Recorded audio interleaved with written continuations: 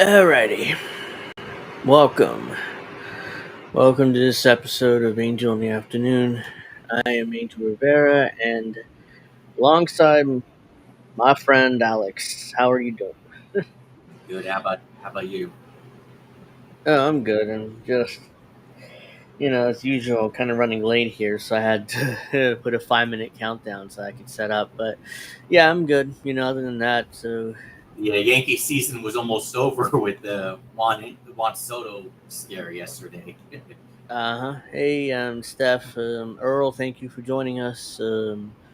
Make sure you like, subscribe, all that good stuff. And yeah, I mean, this baseball season's almost over, and time to look forward to the whole season Yeah, in October, coming up soon.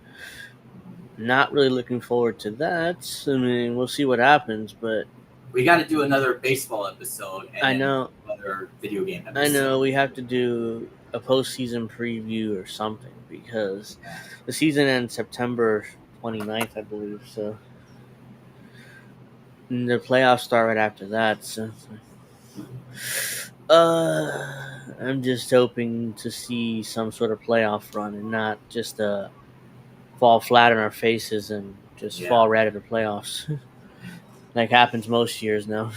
yeah. But we'll see. I mean, we'll get to that. But for now, let's do this. Start here, and we'll go from there. I, I see you, Richie. Hey, Teamsters Union refuses to endorse a presidential candidate, delivering a huge blow to the Harris campaign. So the National Teamsters Union decided not to endorse a candidate this time around, which is huge. It's the first time in my lifetime a union has not endorsed a Democratic candidate for president, which usually every other union has endorsed instead of Teamsters, which is something that's shocking to me because usually all unions endorse Democrats, Yeah, even though they kind of stumble into it, but it's like, oh yeah, I mean, we don't like what they did, but we still supporting them. So this is the it's a lot more executive. credible than the UAW organization.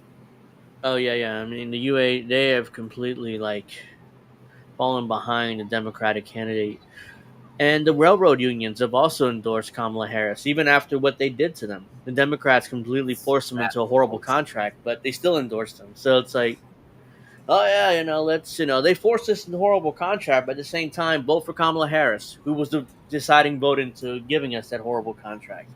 What's really funny is that even though is that you know Kyle Kowinski and AOC both got really triggered by that, even though they didn't endorse Trump either. So it's like, No, it's a non-endorsement. They're not endorsing anybody this time around. yeah, So it isn't like they're turned around and say, "Oh yeah, we endorsed Jill Stein this time around." That would be like historic, shift yeah, in this election, which would be huge. I mean, if they would have came out and endorsed Jill Stein, that would have completely like turned politics around because unions always endorse Democrats, and now for them to endorse a third party candidate, that would be a huge like political firestorm. Instead, like, oh yeah, we're not endorsing this time around, and Democrats still melt down about it. yeah. So the General Executive Board of the International Brotherhoods of Teamsters on Wednesday elected not to endorse any candidate for U.S. president.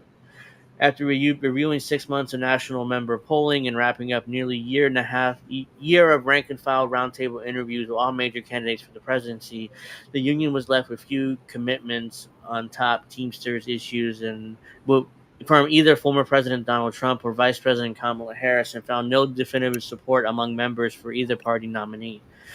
And that leads to President Joe Biden won the support of the Teamsters voting in straw polls and local unions between April and July prior to the exit of the race, but independent electronic and phone polling from July to September, a majority of the union members twice selected Trump for a possible Teamster endorsement over Harris. See that's the big deal here. The members twice voted for Trump to endorse Trump, and of course the union leadership is not going to endorse Trump no matter what. So which is why they're like, Yeah, we'll just not endorse anybody this time around. Yeah. Even though our members want us to endorse Trump. Because the leadership are all Democrats, every union in the country. So it's like, yeah, our members kind of want us to endorse Trump, but no, we're not going to do that. We're just not going to endorse anybody this time around. Mhm. Because I saw a poll that had like 58% of Teamsters wanting to endorse Trump, Yeah. which would be another huge political, firestorm if the Teamsters actually came out for Trump. Blah, blah, blah. The Teamsters thank all candidates for meeting with members face to face during an unprecedented roundtables.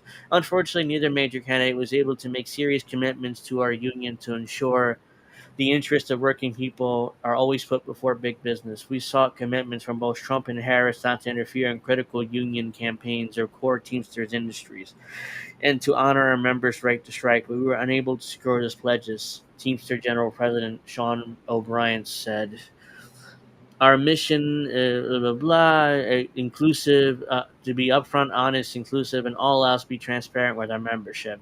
As the strongest and most democratic labor union in America, it was vital for our members to drive this process.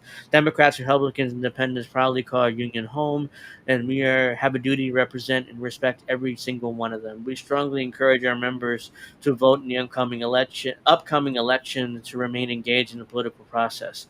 But this year, no candidate for president earned the endorsement of the Teamster International Union, except the majority of the members wanted him to vote for Trump. But of course, it's very inconvenient for the leadership. So it's like, yeah, we're not going to endorse anybody, even though our majority membership wants us to vote for Trump or to endorse Trump. And so this goes on, during the Teamsters rank and file presidential roundtables, the union shared feedback from members in the railroad and airline industries who work under the Railroad Labor Act and are at the mercy of the government intervention that often prevents work stoppages, which is what the Democrats voted. And I pointed this out, people pointed this out to unions. It's like, oh yeah, by the way, Democrats voted to shut down the railroad strike, right? And these people have the nerve to tell me, well, Democrats are better for unions, except that they shut down the railroad workers union strike and forced them horrible They're a contract. trillion times better. Yeah, they're a hub. All right, yeah. So it's just absurd to think that, oh well, Democrats are better. They're better on unions because of the National Labor Relations Board. By definition, that means they're better because they have better people in the National Labor Relations Board, which is ridiculous. But yeah, the union, while 10,000 Teamsters of the United Airlines are currently negotiating a new agreement, tens of thousands of railroad Teamsters were forced to accept a new contract implemented by Congress without member support in 2022, which Democrats all voted for. Of course, they won't mention that. Instead, they say Congress in general, but Democrats were in charge. So, in roundtable discussions with Trump in January and Harris this month, and neither candidate promised not to intervene to force similar RLA contracts, which undermines workers' on bargaining leverage. While Harris pledged, if elected, to sign the PRO Act, which is a pro-union piece of legislation, which Biden promised to sign, but of course he didn't, an essential piece of labor legislation strengthening union protections and criticize dangerous right-to-work laws that are enacted to bankrupt unions. Trump would not commit to a veto national right to work legislation if he returned to the White House. Right to work laws only exist to kill labor unions, says Teamster General Secretary Treasurer Fred Suckman. Is the red line for the Teamsters, blah, blah, blah.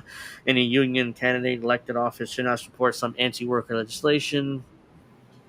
Founded in 1903, the International Brotherhood of Teamsters represent 1.3 million hardworking people from U.S., Canada, and Puerto Rico, and then that's their website and stuff. So that's their statement, basically saying they're not endorsing anybody, even though the majority of the membership wants them to endorse Trump.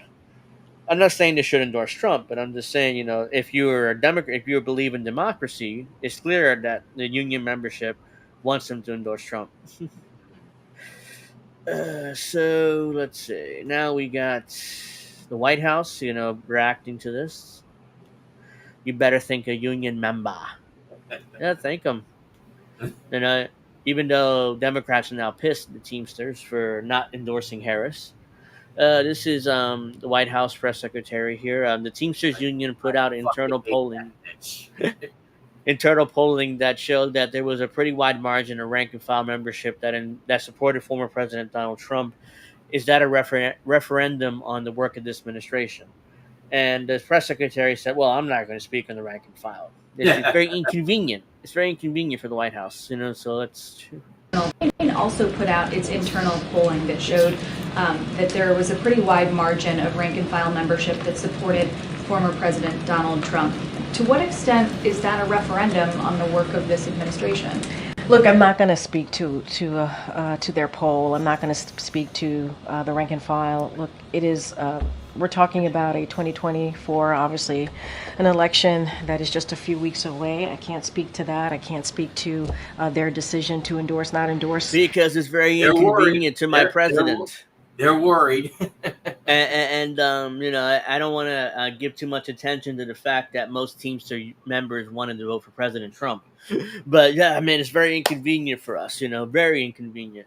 So let me do a bunch of word salads and talk about how, you know, I mean, I don't want to talk about it. Let's not talk about it. So I have reaction from some liberals here. You know, they're melting down over this. The fact that Teamsters refused to endorse anybody. Yeah. So let's start with this random dude here. The Politico article: Teamsters members heavily favor Trump over Harris ahead of a union endorsement decision. This dude says racism is a powerful drug. The Teamsters would have lost their pension without Biden and Harris. Apparently, they prefer bigotry to ever getting to retire. So even though the Teamsters didn't endorse Trump, you still get these responses. It's just, oh my god. No, if the leadership would have listened to their membership, yeah, they would have endorsed Trump. But of course they didn't. It was like, oh, well, we don't endorse anybody this time around, even though we do admit our members wanted us to endorse Trump. Like, what kind of BS is that? And I'm not saying they should have endorsed Trump. I'm just saying, you know, the majority of their members said that they wanted to endorse Trump. I know. So let's see. We have Aaron Rupar here, a little partisan hack here. Ridiculous and a terrible look for the Teamsters Union because they dare not to endorse Kamala Harris for president. Of course, this is the same guy that tweeted that his brain is broken right now or whatever. I can't believe, you know, they cannot believe that a union had the nerve not to endorse a Democratic candidate for president. So I said, why? Because they don't want to endorse the party that voted to force a horrible contract on the railroad workers. Sorry, that's not racist or sexist. The Democrats now have to pay for their actions. So that's what I said there, you know, to Aaron Rupar. And to answer Witchy's question to me, yes, I did get a haircut. I was seeing my sister and her fiance a couple days ago going out for lunch, so I had to look nice. So ironically, his name is also Alex. So I didn't even notice your haircut until Steph mentioned it, because I didn't really get a chance to look at you yet. We have somebody named Secular Talk, so let's see what he has to say. Democrats voted to save the Teamsters pensions from massive cuts. Every Republican voted the wrong way. He's so So again, as they're basically implying that that Teamsters endorsed Trump, even though they didn't endorse Trump. They didn't endorse anybody, morons. And I responded to him in reading a retweet. Oh yeah, well, I mean, he isn't. This Secular Talk individual is not really that bright. Let's go back to that. So I said to him, and they also voted to end the railroad strike by forcing a horrible contract down their throats. Kyle Kulinski is for supporting anti-union party. Snow says they are absolutely within their right not to endorse her, and you know it. Stop drinking Blue Aid. So let's see. Blue Aid. You know how Jimmy Dore has said that Jake Uger and Keith Olbermann are they're like Trump or all that stuff. You remember how he said that recently? Yeah. You can add Kyle Kulinski to that list because he's becoming that guy. So. Oh yeah, he's secular talk there is completely like he has Trump derangement syndrome worse than nearly anybody in this space now. Yeah. It's even worse than Jank or even Keith Olbermann. So it's like I've not even. What's funny is until you mentioned him, I forgot Keith Olbermann existed. Until like, even though I used to watch his show all the time 15 years ago on MSNBC, now it's like I I wish he completely was. like I wish he was only doing sports. There it is. yeah the MSNBC one. I wish that Keith Olbermann would come back. I know it never will happen. Now he's completely lost his mind, but element. Kyle being butthurt that Teamsters are endorsing Kamala is just fucking hilarious and embarrassing. Yeah, I mean that he's acting like they endorsed Trump, and they didn't, because if the union would have listened to their members, they would have endorsed Trump. But of course, it's like, oh, well, because they didn't endorse Harris, so by definition, that means they must be evil. Yeah, Keith Olbermann is very forgettable these days, unfortunately. And of Let's see course, this. AOC responded to that as well. This dude who has a picture of Dale Earnhardt, looks like, in his profile pic, says, "Absolutely disgusting. We saved their pensions, and this thanks we get. Fuck them." So very angry. These are actual polls. Teamsters released presidential endorsement polling data. So this is so Too so you long. can. Too long. Not reading. Yeah, I'm not going to read all that, but this is the polling. This is when Biden was in the race. Majority of the Teamsters wanted to endorse Biden, so 44-36. So this is with Harris and Trump. So right down here, Harris has 34%, and Trump had 59.6%. Other candidates 6% of the vote. Teamsters research phone poll. So 58% for Trump, 31% for Harris, 6% undecided, 5% don't know. These numbers here are devastating, which is why if they would have listened to their members, they would have endorsed Trump, which they weren't brave enough to do to leadership. So it's like, we won't endorse anybody this time around, even though it's clear our members want us to endorse Trump. But just embarrassing, that they're not brave at all. Instead of like, well, we don't want to endorse anybody because it's so painfully obvious that our members want us to endorse Donald Trump. By the way, Jill Stein's not listed here. If Jill Stein would have been listed, Trump probably wouldn't have won by that much, big margin like that. But because Jill Stein wasn't listed, only it says other candidates, whatever that says, 6.4%. So let's. Let's see. They're not happy. The Democrats are not happy with this. So, fuck them. Let's see. Anybody else? Ah. So we have this random dude here who's very angry too as well. So he puts out union members heading to the polls to vote Republican, even though there's no intention of that happening. But this is apparently union members heading out to vote for Republicans. I mean, mute that because some music there. I don't want to take a chance. So it's a crab basically heading into boiling water. That's union members voting for Republicans, even though there's no intention of voting. Stupid. Yeah. So let's see.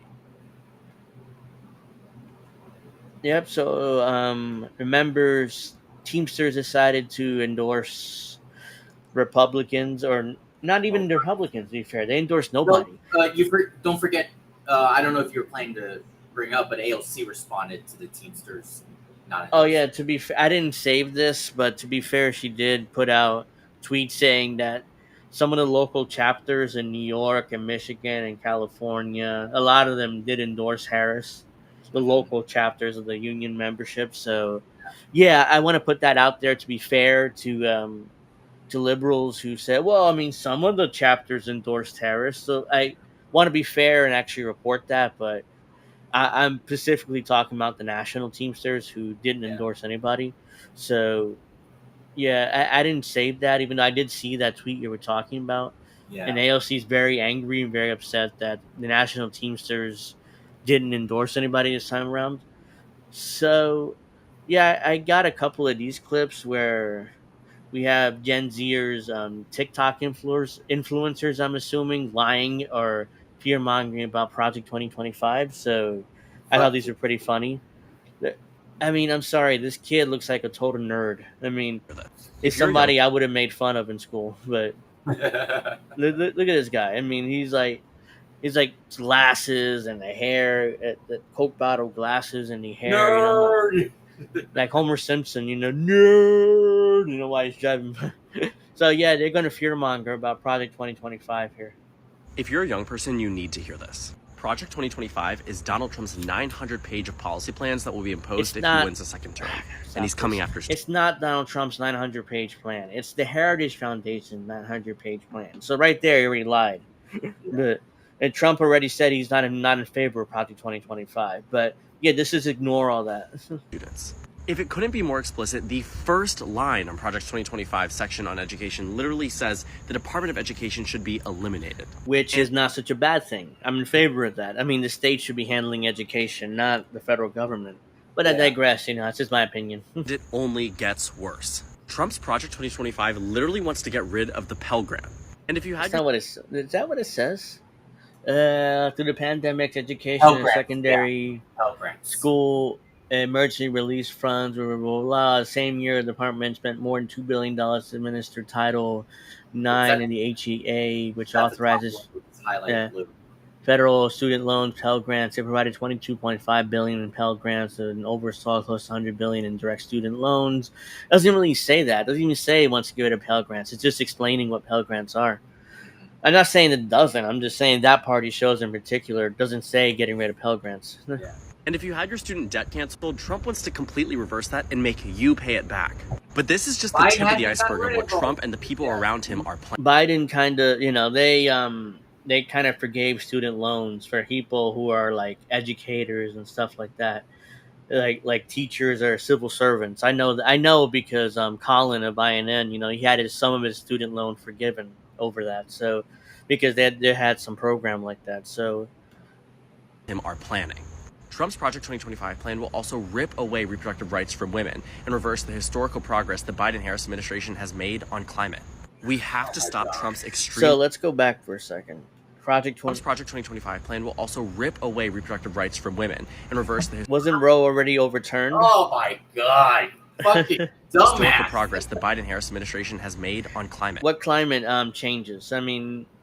Look, it's arrogant, and this is my opinion on this. It's arrogant for human beings to assume that we can change climate, because you know the Earth climate's changing. We could do very little about that. What we can do is adjust, and start adjusting now instead of arrogantly saying, "Well, I mean, yeah, we could change the climate if we do this, and this." You know, it's very arrogant of humans to assume that. On climate. We have to stop Trump's extreme plan by voting for Kamala Harris this November. Yeah, so there you go. Nothing's going to change. We have Gen Zers basically lying to other Gen Zers or fear-mongering. I got more. So they're hiring. Now we got this woman here, or girl. If you're a woman, this is how Trump's Project 2025 is coming for you. So what is a woman? That's just kidding. That's a good question, because they don't know the answer to that. If you're a Gen Z liberal. Trump likes to claim he knows nothing about Project 2025, but it was written by over 140 of his own aides, and this plan would have disastrous impacts. That's what you just said. It's written by 140 of his own aides. Doesn't mean Trump was in these meetings like, oh yeah, let's do this, and this, and let's write out this 900-page policy paper, which very few people actually read. Which is what it is. It's a policy paper. It's just like if the Center for American Progress, which is a Democrat think tank, wrote out a 900-page policy paper of Kamala Harris's first term in office. You don't hear Republicans melting down about that, even though they probably would if there's such a thing out there. So Trump likes to claim he knows nothing about Project 2025, but it was written by over 140 of his own aides, and this plan would have disastrous impacts on women's health care. Project 2025 would end the FDA's approval of abortion medication and ban it from being shipped by mail. And it just gets worse. Project 2025 also calls for a national abortion ban, with or without Congress. That means I've heard about this recently. J.D. Vance and blah, blah, blah wants us to use this 19th century law to ban abortion without Congress. I don't know much about that, so I'm not going to sit here and pontificate about it, but I didn't know this 19th century law even existed, apparently to ban abortion, but I don't know what it is, so I'm not, but I wouldn't be surprised if they're exaggerating this. That means no matter which state you live in, your reproductive rights are at stake this election. Project 2025 also wants to go after contraception. They were already Here's a top overturned. Trump operative saying birth control. Project 2025 would take away access to free emergency contraception. I can't even say the word right now, for 48 million Americans. So stupid. It's already banned. Again, Agenda 2030 is what Trump and Harris are in favor of us, where poors will be nothing, be happy, and eat sea bugs. I mean, that, again, it's like this to me is what's what I'm looking for. Social justice warrior type stuff. And it doesn't really matter in the grand scheme of things.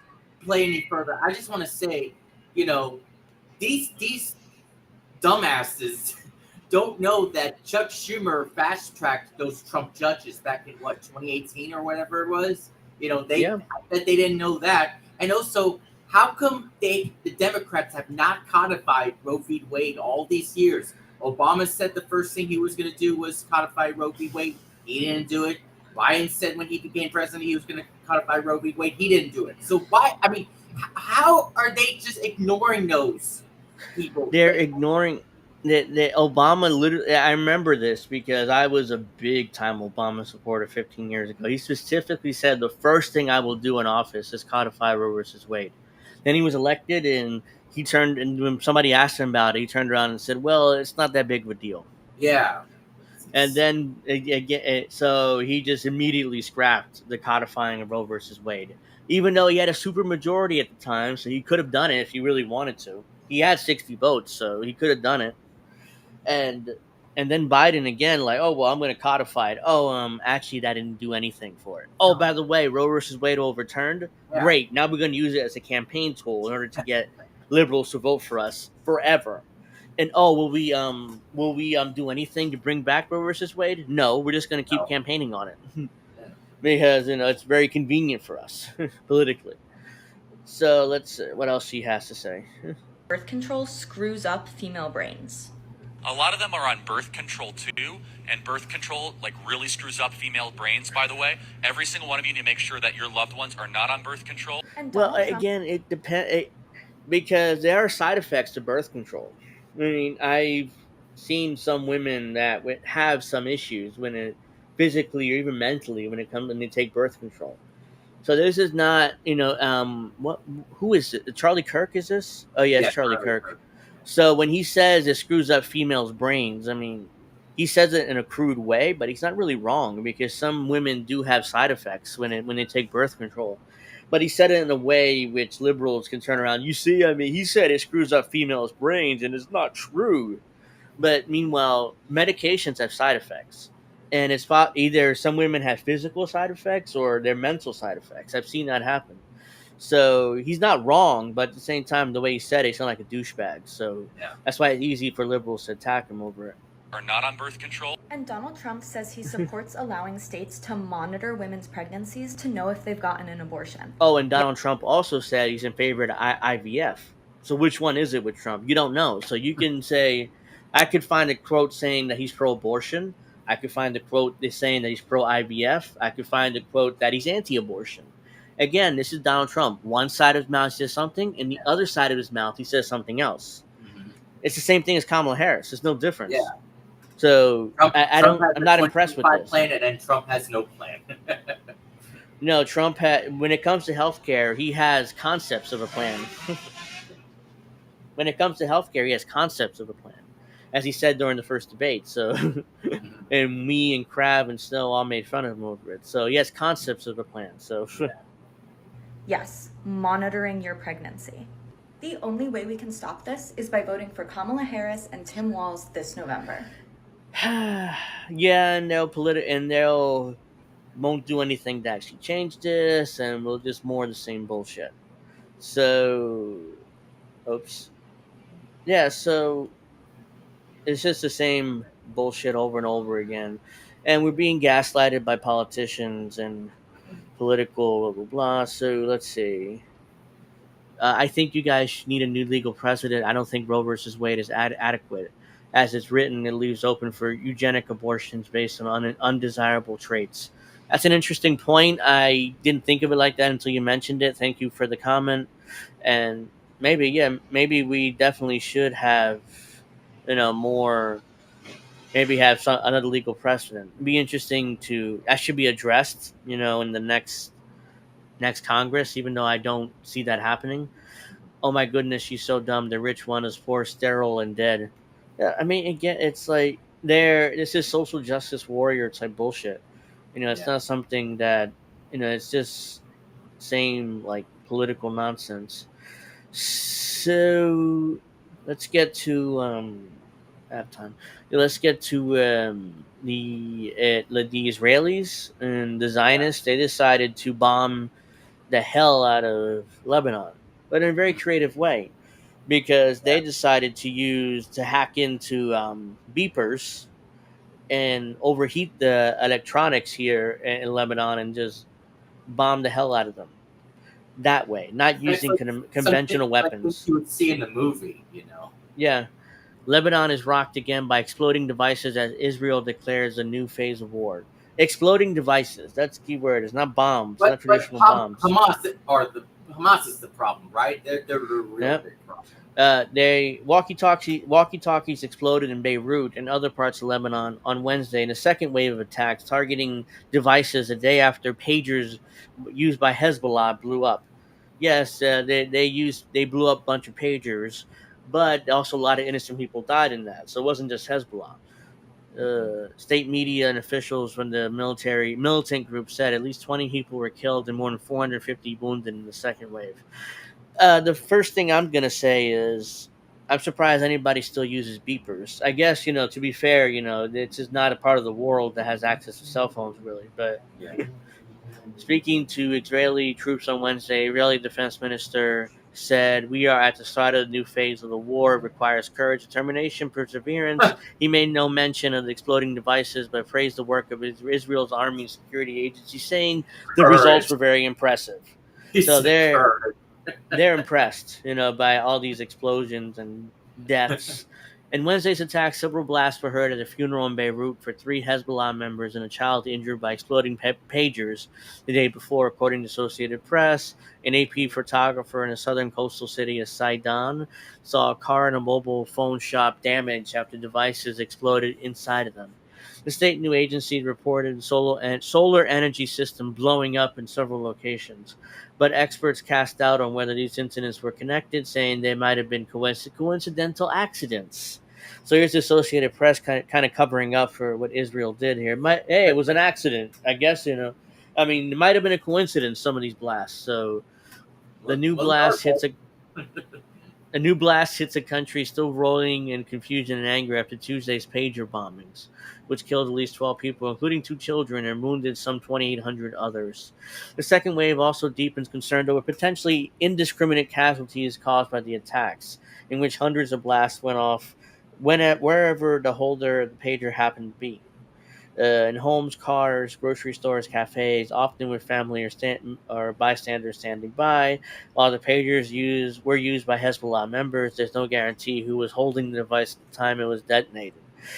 Also, many of the casualties were not Hezbollah fighters, but members of the group extensive civilian operations, mainly serving Lebanon's Shiite community.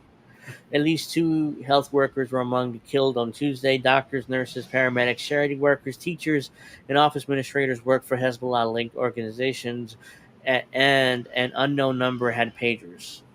So, thousands were killed. There it is. There's part of Lebanon, that blah blah blah. Mary Ann, a professor of international law and politics, University of Notre Dame in Indiana, said booby traps are banned under international law. Weaponizing an object used by civilians is strictly prohibited, which hasn't stopped Israel. I mean, they've committed more war crimes than even the U.S. has. So, Yeah. and nobody's doing anything about it. Blah, blah, blah. Let's see. Iran-backed Hezbollah, Lebanon's strongest armed force, has exchanged fire with Israel's military almost daily since October 8th. Again, they're trying to claim that the war started on October 8th when it didn't. The day after the deadly Hamas-led assault on southern Israel triggered the war in Gaza. That's not true. The war in Gaza has been going on for decades, but they're acting like it started on October 8th. Yeah. Since then, hundreds have been killed in strikes in Lebanon, dozens in Israel, while tens of thousands in each side border has been displaced. Hezbollah said its strikes are in support of its ally Hamas. Hezbollah announced 3 strikes on part of northern Israel on Wednesday, at least one which took place after the latest round of explosions in Lebanon. So Hezbollah has responded to Israel's attacks with the pagers. Israeli leaders issued several warnings of recent weeks that they might increase operations against Hezbollah in Lebanon, saying that they must stop the exchange of fire to allow people to return to their homes near the border. Israel began moving more troops to its border with Lebanon on Wednesday as a precautionary measure, according to an official with knowledge of the movement who spoke in conditioned anonymity because he was not authorized to speak to the media. So, yeah, it's just more propaganda. I didn't really want to read the rest of this. It's going to take forever. So Did you let's see go. Code Pink confronting the politician about the pager thing, and then the politician? Yeah. Yeah, so it's just. So let's go to Common Dreams. An act of terror, Israel behind pager explosions that killed 11, wounded thousands. So several news outlets confirmed late Tuesday what widely suspected Israel's military intelligence services were behind the explosions of pagers recently purchased by the Lebanese political party militant group Hezbollah. The explosions reportedly set off earlier Tuesday by a message that appeared as it was from Hezbollah's leadership, killed at least 11 people, including 8-year-old girl, and wounded thousands more. Citing both an unnamed former Israeli official with knowledge of the operation, and an anonymous U.S. official, Axios reported that Israeli intelligence services planned to use the booby trap pagers it managed to plant in Hezbollah's ranks as a surprise opening blow in an all-out war to try to cripple Hezbollah. So this is step one in basically a full invasion of Lebanon to get rid of Hezbollah. So here we go again. Israel is just going to invade another country here, and eventually going to try to drag us into this war because we're allies of theirs. So it's like, oh yeah, we started this war, we can't finish. Okay, come on, America, send your troops, send your money, invade this country, kill and get rid of Hezbollah for us. And no matter who's president in January 2025, it's going to happen. They're going to do exactly what Israel wants them to do. Yeah.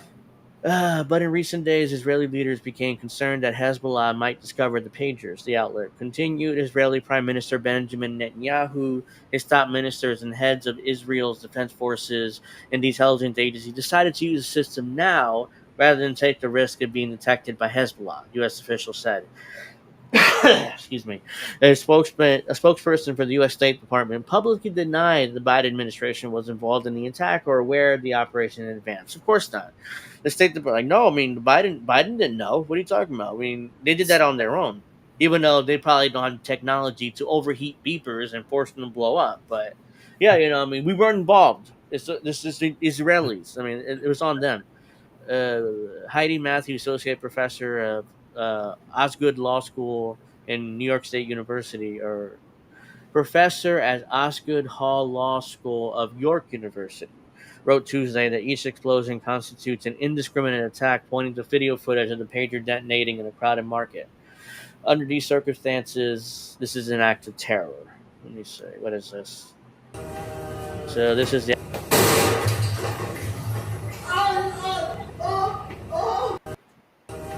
I think he had it. Yeah, he had it. So the dude in the blue hat had the beeper. And right there, I just paused at a perfect time. It's right there. You can see, boom. Oops, sorry about that. You can see right there, boom, it just explodes, and there's a dude right there, and the one there.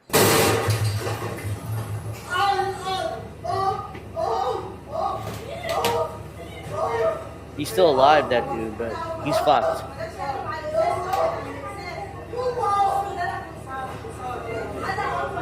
Yeah, so that's Why are they just standing there? Like, they're just staring at him, looking at, oh shit, and I'm like, he probably broke his hip or something. Because that pager right next to his hip, and it just blew up in him. But yeah, there you go. So there are a bunch of innocent people there. I mean, that dude allegedly was Hezbollah, but again, there's no evidence of this. They just claim it. The New York Times reported Tuesday that Hezbollah ordered thousands of pagers from the Taiwanese manufacturer Gold Apollo, but the company denied making the devices, according to the Times, which cited unnamed officials. Israeli operatives tampered with the devices before they reached Lebanon, planting in them as little as 1 or 2 ounces of explosive material and a switch that could be triggered remotely to detonate the explosives. Heightening fear of a broader conflict, Hezbollah pledged Tuesday to retaliate against Israel over the attack, which reportedly injured Iran's ambassador to Lebanon as well as Hezbollah fighters and medics. The Guardian noted Tuesday that just the day before the coordinated sabotage, Amos Hochstein, a senior advisor to U.S. President Joe Biden, was in Israel urging Benjamin Netanyahu and other senior Israeli officials against an escalation in Lebanon. Again, the administration was there in Israel. Please don't escalate, don't escalate. And they're winking at them like, oh, yeah, go ahead and escalate. But, we have to officially tell you not to escalate. So, so we don't seem, we don't look bad here politically because there's an election coming up in 2 months. Netanyahu has repeatedly sabotaged ceasefire negotiations with hardline demands in recent weeks as the Israeli military, heavily armed by the U.S., continues to assail the Gaza Strip. While U.S. officials have said that the basis for peace along Israel's northern boundary with Lebanon would come through a ceasefire in Gaza, that agreement has proven elusive and appears no closer to fruition.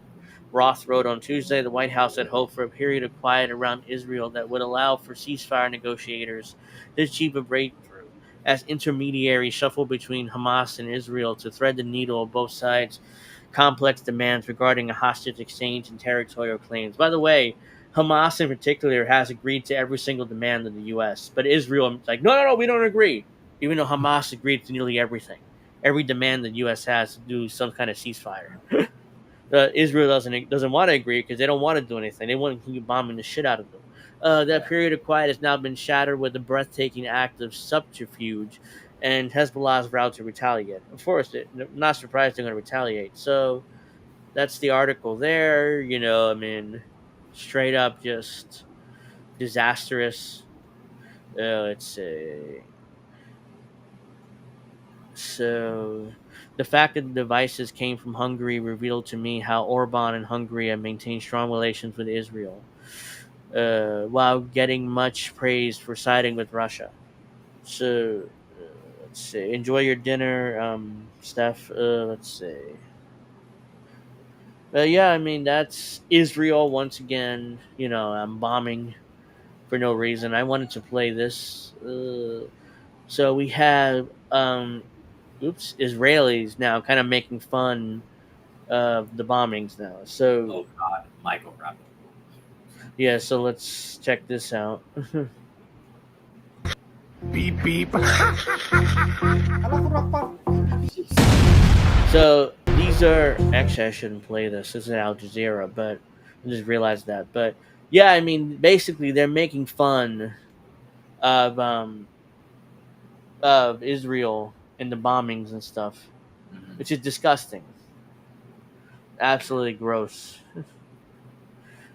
Which is, of course, the only people who get away with this shit are Israelis. Let me try it again. Zionists. The only one that can get away with that. If any of us try, let's say we were bombing the shit out of every country on Earth, basically, or at least Africa and the Middle East and stuff like that. So let's say if we Americans decided to make videos making fun of these African countries or Middle Eastern people who we were bombing with those type of videos, how outraged the world would be, as you know, as they should be. Americans have not done that, as far as I know. But And Dave Portnoy also celebrated yeah, Israel killing. all of these people are just celebrating, just straight up celebrating these Zionists. So I have a bunch of clips here from Kamala Harris's little thing where Oprah Winfrey last night, which I didn't know was going to happen. I figure, we would It was go a over this. And so Kamala Harris did not do well here. I mean, I've seen a lot of these clips and she did awful. I mean, there was terrible answers. We have masterful word salads from her. Yeah. I mean, it was just epic. So let's watch Oprah Winfrey kind of trying to put over Kamala Harris here as a historic political figure and historic person. Let's watch. I just want to say, for all of you watching who are still on the fence, you're in the middle, you're independent as I am. No, you're not. Or whether you just still Oh my God! don't know. Look at Kamala Harris just awkwardly stand there like this, and I was like, yeah, whatever she says, yeah, just vote for me. But Oprah claiming she's what the fuck? yeah, she's like, well, I'm an independent like me, even though I supported every single Democrat dating back to Obama. But yeah, but she's an independent though. Believe her. She's Don't know what you're going to do.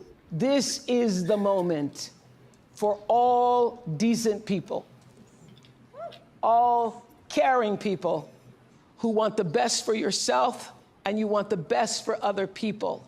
This is the moment for people who are tired of all of the bickering and all of the name calling, people who are exhausted by the craziness and the made up stories and the conspiracies. This is the moment.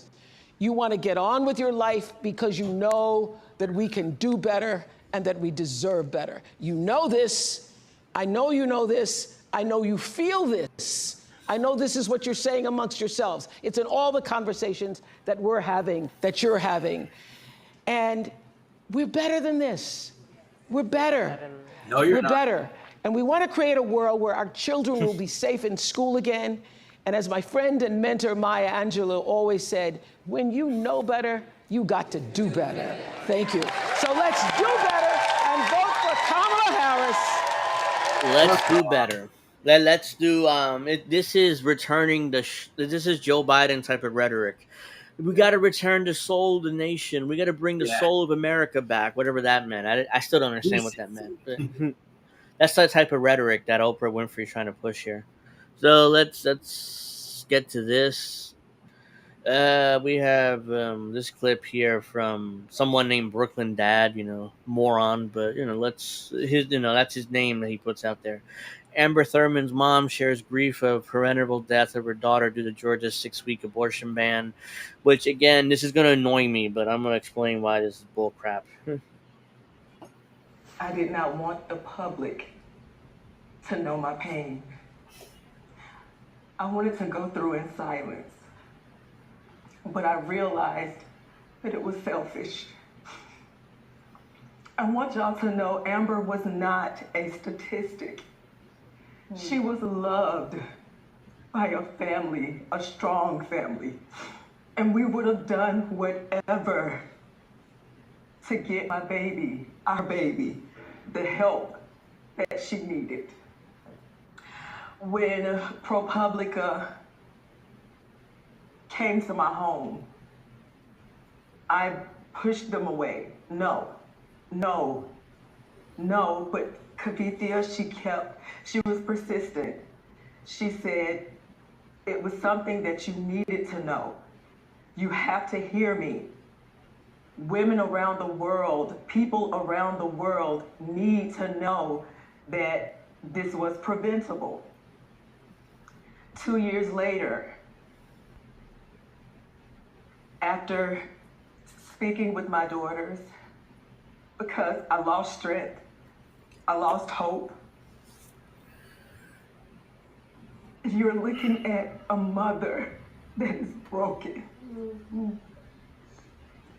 The worst pain ever that a mother, that a parent could ever feel. Her father and myself and the family, you're looking at it. Well, we appreciate so deeply you being here. And we're all watching you hear that tape and those words. We know how re-traumatizing that is and the strength it takes for you to be here to tell your story. And I can't take much more of this. You do again. We pointed this out before, but Democrats are the reason why Roe versus Wade was overturned, which leads a lot of these 6-week abortion bans, which led to her daughter's death. And again, I'm not discounting her pain. I'm sure it's devastating for her daughter to pass in that way. But come on, it's like they're blaming the wrong people for this. I mean, it's like, well, let's blame the Republicans because they wanted to overturn Roe. Yes, they did, but Democrats had every opportunity to codify it, so we wouldn't be going through this. But they didn't do it. So ultimately, that's on them. That's not on Republicans. Because Republicans made it crystal clear that they wanted to overturn the shit. And Democrats did nothing and did nothing to stop it. So I want these people kind of to spare me the tears because, they're blaming the wrong people. So this might be the most spectacular 2 minutes of Kamala nonsensical wisdom I ever heard. So let's get a load of this word salad here. This is epic. We love our country. I love our country. I know we all do. That's why everybody's here right now. We love our country. We take pride in the privilege of being American. And this is a moment where we can and must come together as Americans, understanding we have so much more in common than what separates us. Let's come together with the character that we are so proud of about who we are, which is we are an optimistic people. We are an optimistic people. That's the standard Kamala Harris thing, repeating herself 2 or 3 times. So this is an epic word salad here. By character are people who have dreams and ambitions and aspirations. We believe in what is possible. This is epic. We believe in what can be. Oh my God. And we believe fighting for that. That's how we came into being. Because the people before That's us how we came to being. I don't understand what she's saying there, but good. That one of the greatest expressions for the love of our country, one of the greatest expressions of patriotism is to fight for the ideals of who we are, which includes freedom to make decisions about your own unless body, it's about vaccines and the jab, then no, you're not allowed to have freedom over your own body. So let's just make that clear. To be safe from gun violence, freedom to have access to the ballot box, freedom to be who you are and just be, to love who you love openly and with pride, freedom to just be. And that's who we are. We believe in all that. And so this is a moment where we stand knowing what we are fighting for. We're not fighting against. It's what we're fighting for. Thank you. What are you fighting for? What an epic word salad that is. I couldn't understand anything she said. And Oprah's like, oh, well, thank you. As Trump would say, I really don't know what she said at the end of that sentence. I don't think she knows what he said either. Yeah, Natalie says Democrats are run on codifying Roe versus Wade for 51 years. That's longer than I've been alive. Yeah. And, they failed miserably, but they failed on purpose. I want to make that clear. They had no intention on codifying Roe because they were hoping it was overturned in order to campaign on it, which is what they're doing now. And they're fundraising off it like crazy. Now let's get to this one. Vice President Harris. Part of my plan is to give startup businesses $50,000 tax deduction. Right now it's $5,000. Nobody can start a small business with $5,000. Oh, by the way, that $50,000 tax deduction, that's not free money. That's, let's say, you start a business and you turn a profit or whatever within the first few years, you get a $50,000 tax cut. Doesn't mean you get $50,000 for free from the government. It says clearly tax deduction. It doesn't say, you get $50,000 from the government for free to start a business. That means And most businesses don't turn a profit within the first 5 years, so they shut down. So very few businesses are going to see that tax deduction. But of course, nobody knows. Very few people know how to operate a business. But I digress. Let's see what she has to say. And so part of my plan is to give startup small businesses a $50,000 tax deduction to start up their small business. Right now, it's Tax deduction, not $50,000 in a check, from the government to start a business. Tax deduction, which means if you ever turn a profit, then you'll get a tax cut of $50,000. Most businesses don't last long enough to turn a profit, especially small business. It's $5,000. Nobody can start a small business with $5,000. Again, she's lying there So that- because it's not going to give you money to start a business. It's a tax deduction, which means if you ever turn a profit, then you get that tax cut. It's not, an immediate thing. As soon as you open a business, here's $50,000 in cash. No, that's not how this works. She's just lying. So that's part of my plan. That's a Tina Tana business. That's the thing. Oprah knows this, but she's lying for Kamala Harris too because she's a billionaire. So I'm sure she knows that this is bullshit. But Tina Tana business. It's the concept of a business, right? Yes. You know where I'm going. That's right. And It's still on paper with $5,000. Right. It's still on It paper. just so this is hasn't more happened. bullshit. He's claiming, well, I'm going to give you $50,000 to start a business. No, it's a tax deduction. It's a tax deduction. It's not like we're going to give you free money. No, it's when you ever turn a profit, here's a $50,000 tax cut. So Kamala Harris just laid down the law. If you break into her house, you're going to get it. Retweet so all Americans see this incredible moment. So this is when she claims that if you break into her house, she's going to shoot you.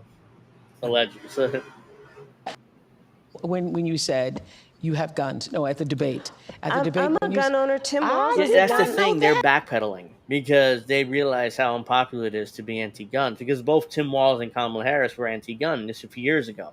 Now they're going to the other side of the aisle. I'm a gun owner. What are you talking about? I'll shoot you if you break into my house.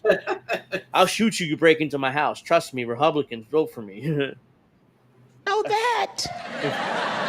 If And I thought somebody that was breaks in powerful. my house, they're getting shot. See, they're going the exact opposite. Yes. I hear that. I hear that. We should not have said that. Well, later on, right after that, How she is- says, How is this any different than I could shoot someone in the middle of Fifth Avenue and I wouldn't lose any supporters or wouldn't lose any votes? How is it any different than that? It isn't, but it's okay for Kamala to say it because she's a Democrat, and most of the media is going to cover up for her. Right after this, I'm though, sure Lewinsky's going to really praise her in that interview. I can't wait for that. I'm sure, but I have no intention on watching it. But yeah, right after that, I know Dirtbag Left One will, or Dirtbag. Oh, he'll clip out shit, and put it out. Yeah. But yeah, right after that, she says, "Well, my people are going to fix it. Don't worry." So it's like she had her campaign people will fix this, so it won't be as bad. But oh god, it's like, let's see. So this is Kamala Harris still talking about. Now she's going back to the opposite direction. My opponent heard about a shooting and said, "Get over it." No, we're not going to get over it. I have personally prosecuted homicide cases. I've seen autopsies. I've seen what these weapons do to the human body. Assault weapons are literally designed to be a tool of war. It has no place in the streets of a civil society. So she's going back now to kind of banning assault weapons, even though the last clip we just showed. Did you see that guy turn to the woman or something? It's like, what the fuck? This makes no sense. But she literally just went back to banning guns, or at least banning assault rifles. Assault weapons. It doesn't have to be this way. It does not have to be this way. But we need to have the courage to act. Look, my opponent, when he was told and knew about a shooting of a young girl, you know what he said? Get over it. Get over it. No, we're not getting over it. Sure you will. No, and to the point, everyone should have a sense of collective responsibility for the children of our community. Yes. And understand their right to live and be safe. I have personally prosecuted homicide cases. Yes. I know. And she also prosecuted poor people for truancy. Yeah. But, they have not mentioned that part of her record as a prosecutor. And she also kept innocent black people in prison because California needed cheap labor. But again, that's not mentioned too of her record as a And she prosecutor. said she's proud of that. Seen work, too. autopsies. Yeah, she is proud of that. I mean, she's literally said she's bragged about how she kept black people in prison in order to keep the cheap labor longer for California. But again, that's not mentioned either, part of her record, as a prosecutor. I've seen what these weapons do to the human body. Oh, really? You have? And we've got to agree that, in particular, when we're talking about something like an assault weapon, it's literally designed to be a tool of war. It has no place on the streets of a civil society. It's designed to kill a lot of human beings quickly. Yeah, man, bullshit. Let's see, let's go here. Let's see. Shit. So, let's see. Happy, joy. Ren and Stimpy. I haven't thought about that cartoon in a long time. Thank you. God, I haven't thought about that cartoon in years. But let's see. Hope everybody feels better. I know I've seen people in the chat saying they're having a hard time. So yeah, times are tough for all of us. It's not just for. So this is more maybe probably the word salad here. Let's see. I think it's the same one. I'm a gun owner. Tim Yeah. I did not know that. Oh, this is a same clip. If And I thought somebody that was breaks in powerful. my house, they're getting shot. Sorry. Yes. I hear that. Probably should not have said that. But My staff will Oh, deal here with it that is. My later. staff will deal with that later. So they're gonna cover this up. Because her base isn't going to be happy with that. How is that funny? It isn't funny. She literally said that she would shoot people if they break into her house, which is a right-wing position, which is the castle doctrine. Basically the castle doctrine says that if somebody breaks into your house, you have the right to shoot them, even if they're unarmed. But yeah, this is really hilarious. Imagine Trump said this, and not only him, but all his supporters are laughing the way they are. How would these same people react to that? I know. There would be an epic meltdown on Twitter. Epic meltdown. Talking about how he's what a scumbag Trump is for laughing and stuff. Let's see. This is the opening. I'm not sure if I don't think I played this, but this is Oprah's opening. I think it did play it. Or no, And in no other country No, because Kamala isn't here. on this earth could her story unfold. It has. No one on earth. This story, you see, they crafted a story around Kamala Harris, and she kind of admits to it here. They crafted the story of American hero, of a strong-willed woman that cares about the American people and will help the American people, and how she's a caring human being, even though her record shows the exact opposite. And she talks out of both sides of her mouth, and she's an empty suit. And basically, she's basically another Obama. He was an empty suit too. But the difference is Obama was smart enough to pull it off.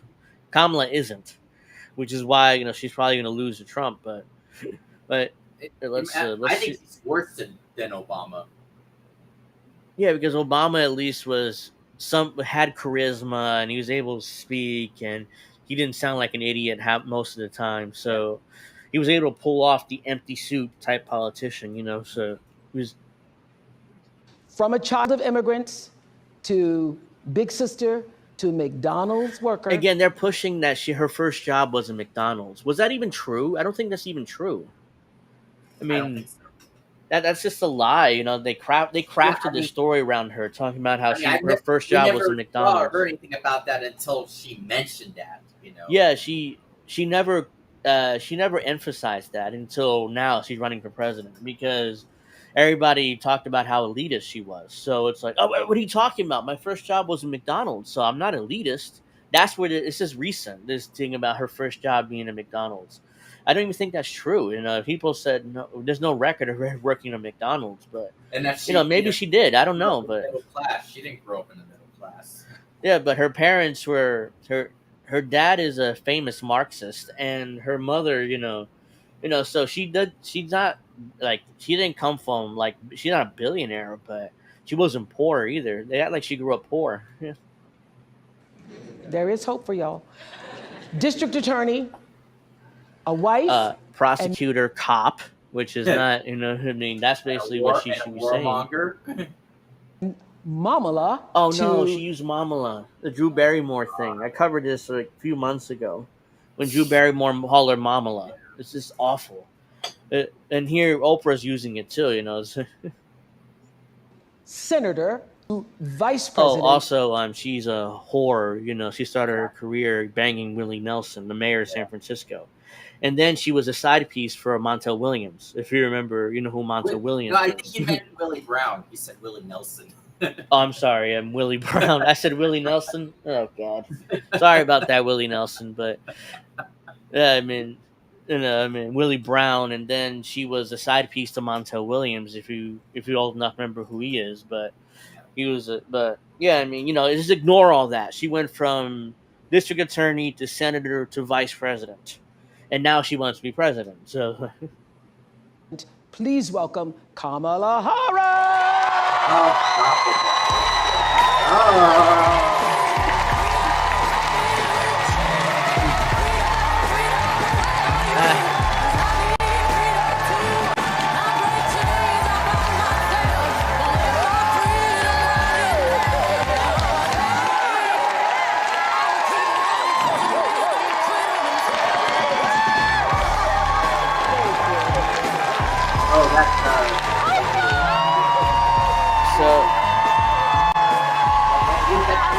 that's the most awkward hug of all time.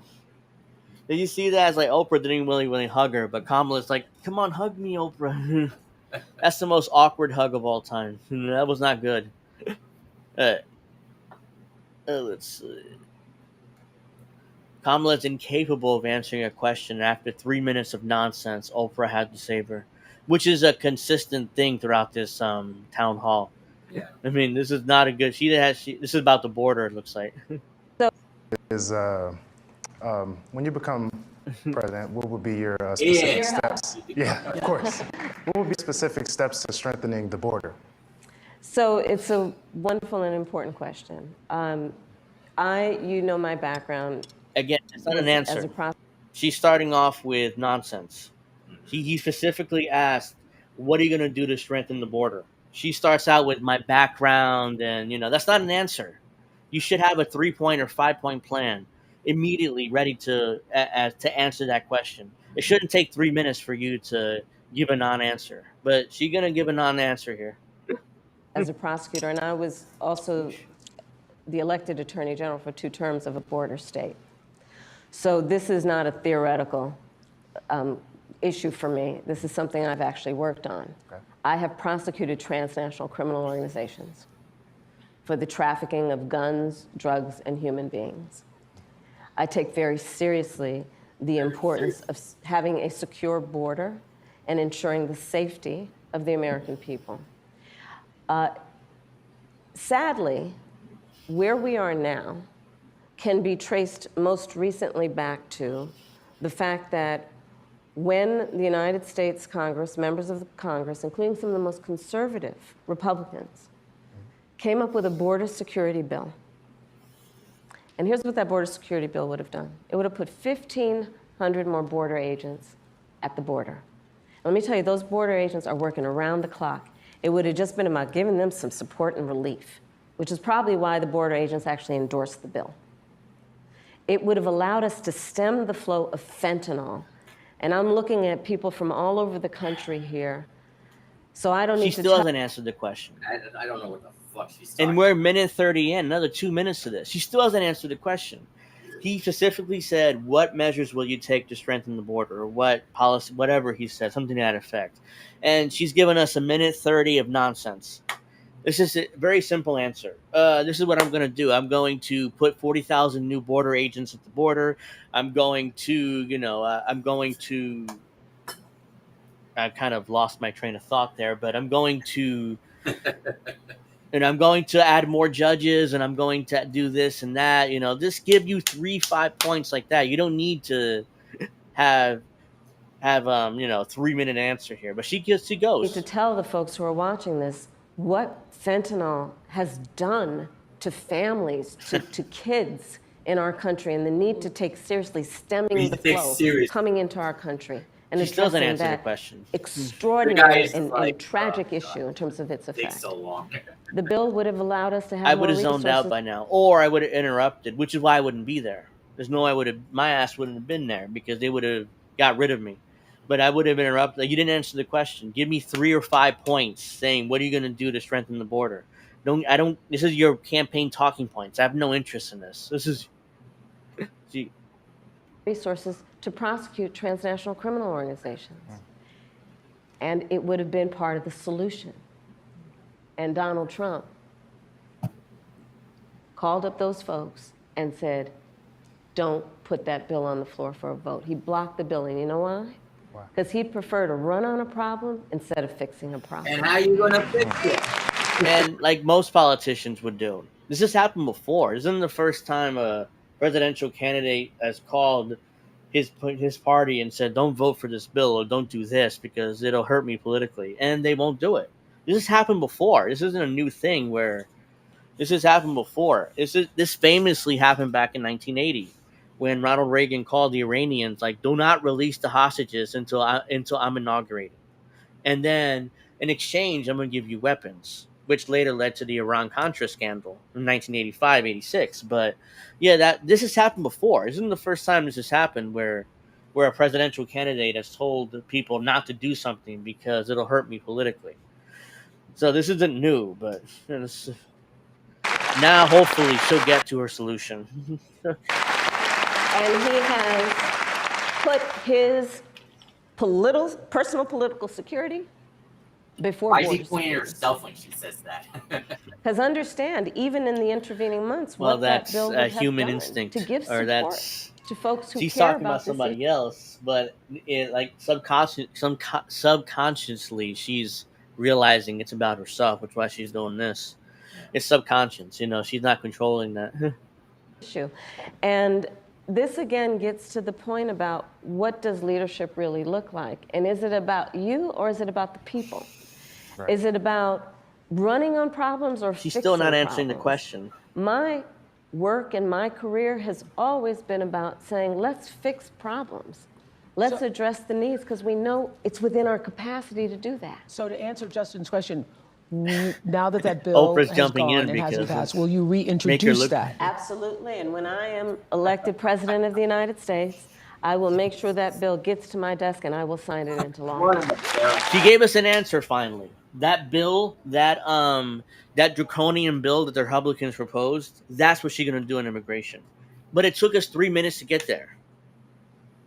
That draconian bill is put 50,000 border agents at the border that would limit asylum seekers, and that would kick millions of people out of the country. That's her proposal.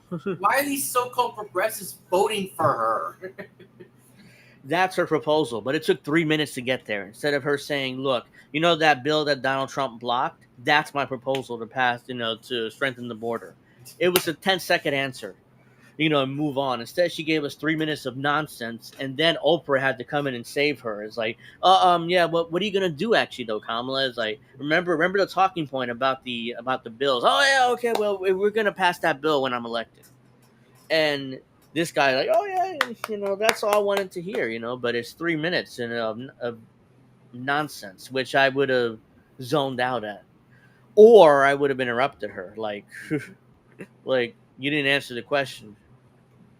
All right, so this is more of Kamala Harris nonsense. Trump plans on implementing what she calls a Trump sales tax, which is a 20% tax on everyday necessities that economists have estimated will cost the average American $4,000 more per year.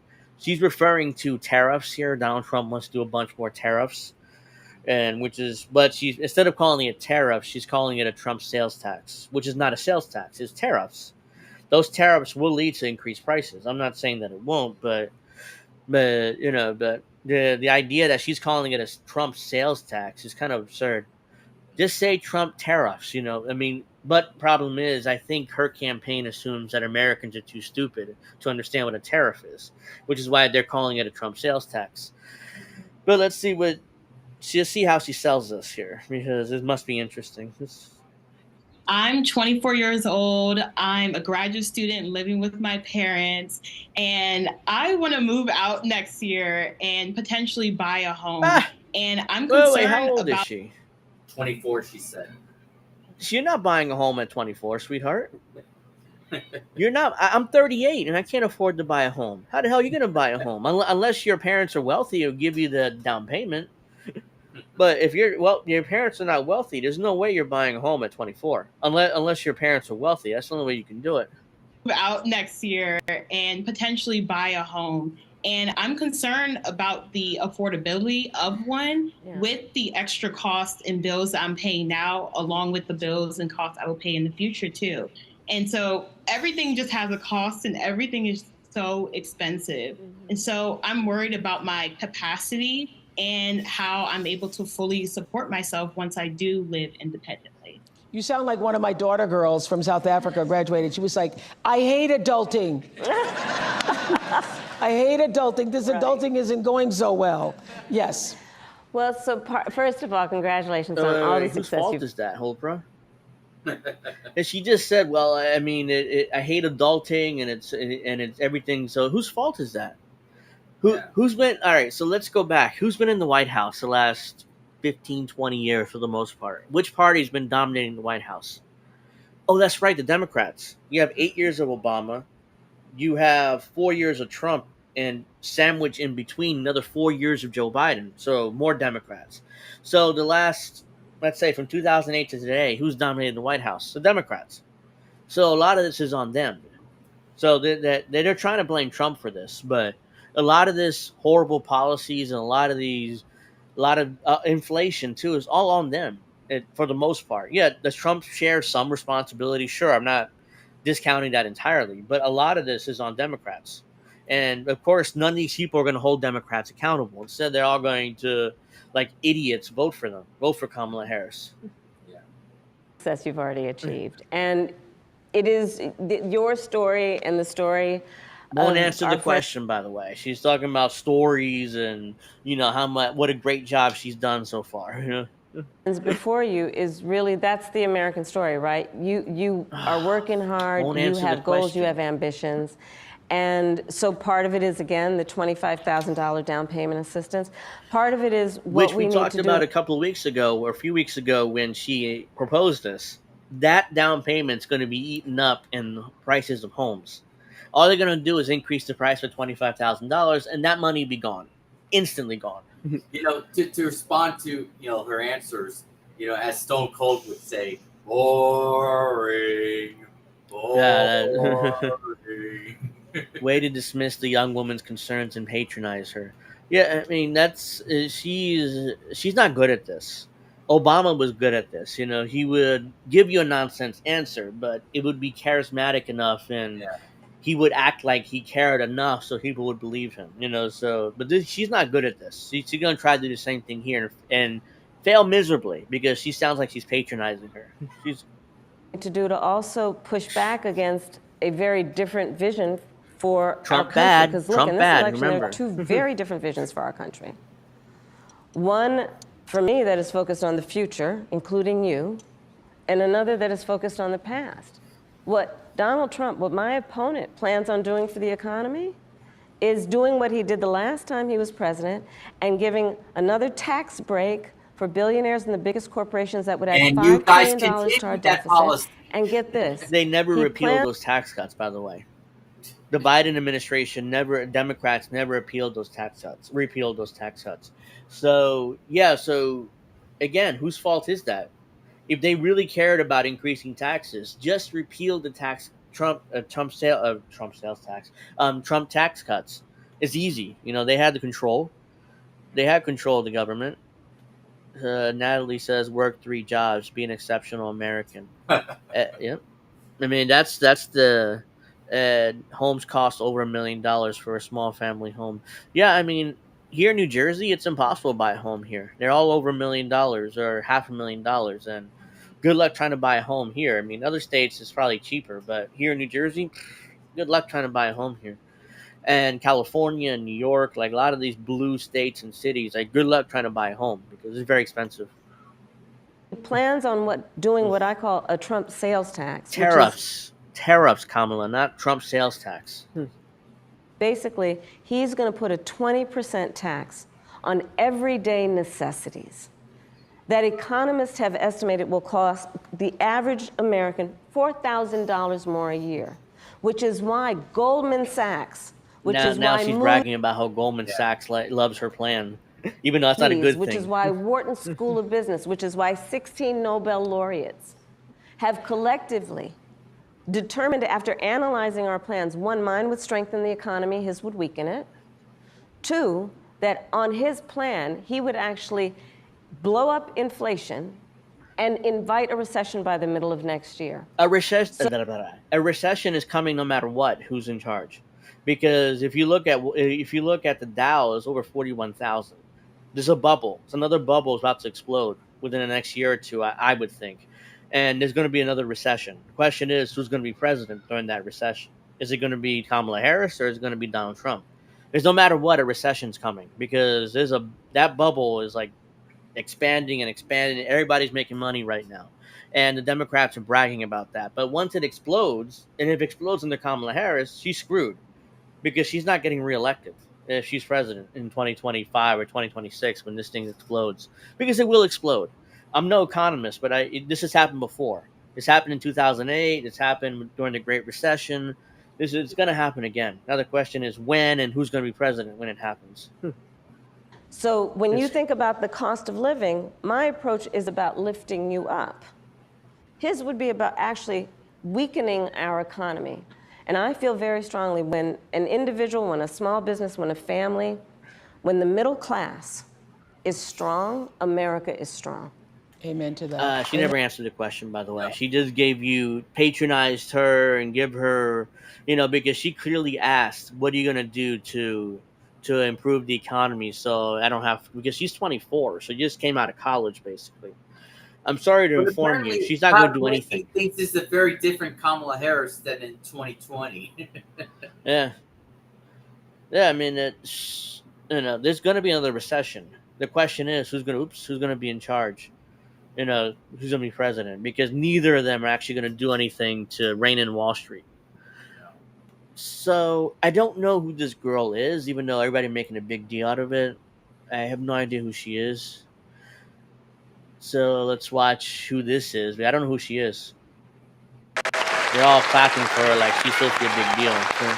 I can tell you, we are all standing up because we are so impressed by your courage to stand up and share your story. Where did that come from, the strength to do this? Because I'm sure you thought long and hard before deciding to go public with your story. When Roe v. Wade was overturned, thanks everybody, I woke up with a harsh reality of my abuse was over, but my story is not. Sad abortion and story. I just could not fathom thinking about the other Hadleys out there. Oh, by the way, the same thing I said before applies to this, but let's just finish watching. Have that choice, that don't have somebody to go to. So being able to find courage and be the light for them, that's really what I do it for. And so what do you want to say to other people who are voting in this election regarding what happened to you and what that means? You can't wait until it's too late to care about reproductive health care, because then it's too late. And when it affects you, it hits, and you can't deny it. You can't look at someone with a story like mine and say it didn't happen. And there are more people like me out there, and there are gonna be so many more who deserve their options. They deserve their choices. Let's get involved. We have someone who's willing to hear us at a level like never before. We have someone who wants to know what we want in this country. We have someone who wants to lift up our voice. The same bullshit. And we need to show out and show up for her just like she's showing out and showing up for us. All right. Is there something you wanted to say to Madam Vice President? Madam Vice President, I just want to say thank you. Thank you for seeing us, for hearing us when the Supreme Court won't. Thank you for fighting and really showing us that life is not about the hard things that you go through. You don't bow down, even when you're the underdog, especially when you're the underdog. You stand up and you stand tall, and you give me so much hope and so much strength, and thank you. Thank you so much for sucking up to me and kissing my ass for 2 minutes. I greatly appreciate it. That's basically what I have no idea who that girl is. Apparently, No. Is that? I'm trying to think. Let me go back for a second. Let me look at her. Did she? I remember she might have appeared in an ad, a Kamala Harris ad. Talking about abortion. That's who that is. I think that's who that is. Her story was. She was. How do I word this without having YouTube censor me? She was touched inappropriately by a male family member, and she ended up getting pregnant. Let's just say it like that. So she was able to get an abortion after that, and now she's upset because other people can't get an abortion. That same thing happened to her. So incest, in other words, that's basically what happened to her, and we can leave it like that. I think I've seen her in an ad before, unless I imagined it. But here we go. I think I played this already. I did. So same thing applies there with abortion. I mean, it's Democrats' fault. Let's see. Anything else? Here we go. I think I might have played this too, but I don't remember. Let me see. We really would love to know what your plan is to help lower the cost of living. First of all, thank you both for being here. And yours is I think it's a story I hear around the country as I travel. And in terms of both rightly having the right to have aspirations and dreams and ambitions for your family, and working hard and finding that the American dream is, for this generation and so many recently, far more elusive than it's been. What did she say? I don't know. That's not an answer. Oops, I can't say the same thing again. That's not an answer. That's like, this is just embarrassing. That's not an answer. Mm-hmm. Not an answer at all. So, this is Fox Business. They're kind of bragging about the. This is what I talked about, the economy here, or the stock market. By the feds, whatever. The stock market roared. Okay, our own Jerry Willis on the story. Jerry, what's cooking? Well, stocks are higher. Stocks surging today on hopes for a soft landing for the economy after the Federal Reserve slashed the Fed funds rate yesterday 50 basis points. See, that's what I'm talking about. The Dow is over 40,000, which has apparently never happened in history. So that means that it's a bubble and it's going to crash. It's going to burst and we're going to have a recession. The question is when and who's going to be president. Is it going to be Kamala Harris or be Donald Trump? Because if it's Kamala Harris, she's not getting reelected because she has no way to actually fix anything. Dow in market action today up 522 points, the S&P up 95, the Nasdaq up 440. All three major averages hitting all-time highs after the best day for markets since August 5th. So let's see. This is the Kamala Wins account bragging about this. The stock market is roaring right now. Nearly every sector is rising. They don't tell you the fact that it's a bubble and it's going to blow again. And if Kamala Harris is president when this blows, she's screwed. She's not getting reelected. She's going to be stuck in a recession. Yeah. And there's not much she's going to be able to do about it, especially if Republicans still control the House, which is, I suspect, going to happen. So she's screwed, once this bubble bursts at some point during her presidency. Oh, this dude says it here, market crashing coming, TikTok. Yeah, that's you could see that it's a bubble and it's going to crash at some point. Yeah. Because this is not natural. All of this, like, rising numbers, and it's not, like, natural. It's like, I mean, these are just the Wall Street investors and the stockbrokers just pumping the shit out of everything and then collecting their bonuses. They don't care whether the market crashes or not. Absolutely not. They get their money no matter what. So that's... I'm going to bow out, though. My gut can't take much more of this clown. See you on the flip side. Well, thank you for joining us, Natalie. I understand. And so So let's see. Yeah, I mean, there's no optimism. I mean, I don't care what these people here say and how partisan they are. It's just So let's see. I did that. I did that. Did that. I don't care about that. No, definitely not that. Um. Well, yeah. I mean, it's ridiculous. This whole thing is just a waste of time.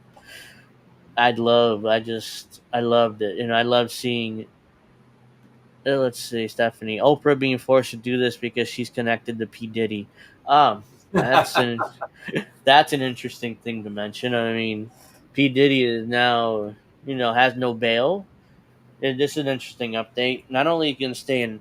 Whoops, my electric nearly went out. But not only he's in jail, but apparently he's on self deletion watch. I mean, they put him on self deletion watch, so he's in a cell, and they're checking him every 15 minutes to make sure he doesn't hurt himself, basically. So, so basically, he's gonna be the next Jeffrey Epstein. Let's see how long it is before he's found dead in a cell. Yeah, exactly. Because he knows too much. He's like Jeffrey Epstein. He's involved with a lot of powerful people, and he's held all these parties, and include it's allegedly there's a lot of fucked up stuff that happened during those parties. So it isn't so and a lot of powerful people are involved. So let's see how long he lasts before all of a sudden, oh no, well, we forgot to check, blah blah blah. So now he's dead, unfortunately. And there's not much that it's like Jeffrey Epstein. Again, they missed the check when he was on self deletion watch, and he ended up hanging himself allegedly.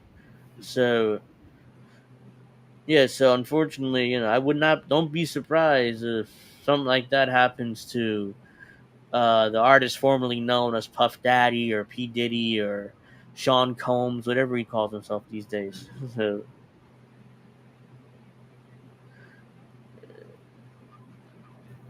yeah, so there's a bunch of let's see.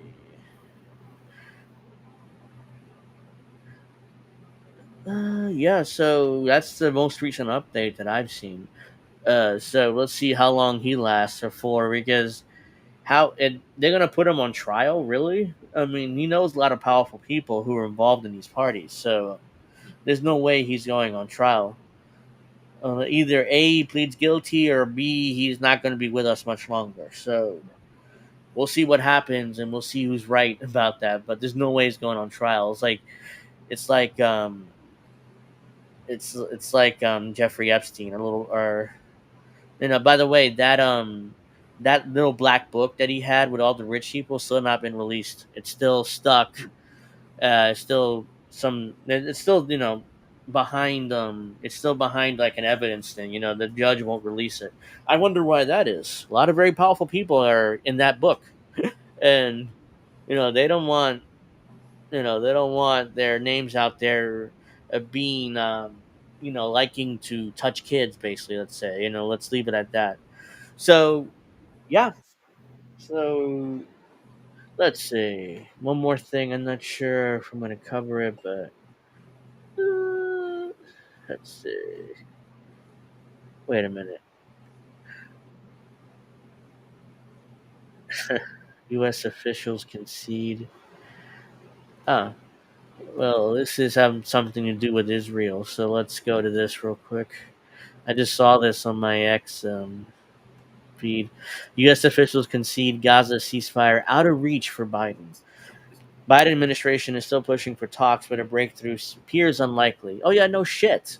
I mean, Israel is not good. It's not doesn't want a ceasefire.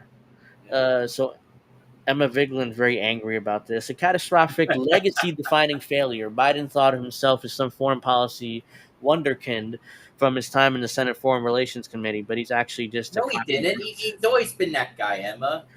He's always been a Zionist. I mean, his 40 plus years in the Senate, Joe Biden was one of the biggest Zionists in the Senate. So this whole thing about how he failed at getting a ceasefire agreement He did. So you're still going to vote for Kamala, Emma? You still going to vote for her? Yes, I'm sure she will. Let's see. So this person blocked me, whoever it is, but Netanyahu has humiliated him absolutely. Oh my God. She acts like oh my Jesus Christ. Justin T. Brown, I like this. Counterpoint. He never wanted a ceasefire and knew a two-state solution was a joke. So, yeah, he had no intention on doing anything. He's just letting Israel do whatever they want. And Emma's acting like, well, it was a failure. He was a failure. His legacy failed, He didn't get the... Here's the thing. It's not even a peace deal. It's a ceasefire agreement. Remember, she said, when Biden was still president, he is still president, but when he was running still for 2024, and, while the genocide was going on, she still said, I don't care about, or I don't know if I would say I don't care about the ceasefire, but she said, she's still going to vote for him because of the trans stuff, the LGBTQ or whatever it was. Like, why do these fake progressives why is their main concern that the trans community or the LGBTQ stuff? Like, why is that their main concern and not the dangerous foreign policies, that are... I don't... Because that's all they have. I mean, they don't have a real policy thing. It's more like, well, oh yeah, the liberals have really been kind of pushing this whole if you heard of Mark Robinson, he's running for governor in North Carolina. I mean, the new thing is that the one that people call him the black Nazi? Is that what? Yeah, he allegedly called himself a black Nazi on the internet. So this is a new thing they're melting down about because according to polling, he's up by like 9 points over the Democrat. So he's probably going to become the governor of North Carolina, most likely. Well, that's just another Democrat failure.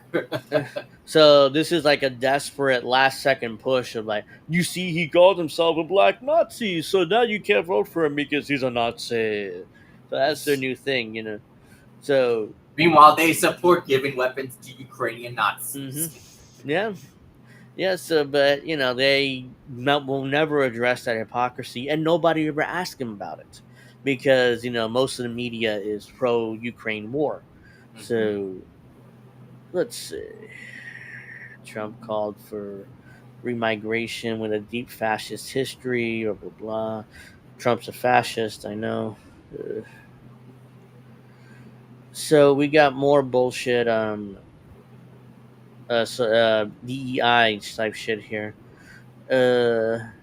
Just for fun. Miki blocked me a week or two ago. No, Miki, I'm surprised she hasn't blocked me yet. She followed me for a long time, even though I was, calling her out. But eventually she unfollowed me. But I'm just going to leave this here. Maybe consider RFK's role as a 70-year-old on a 31-year-old female reporter. Like, you all are self-proclaimed feminists on Twitter, but just are full-on bullies. Oh, this is I know what this is. This is RFK.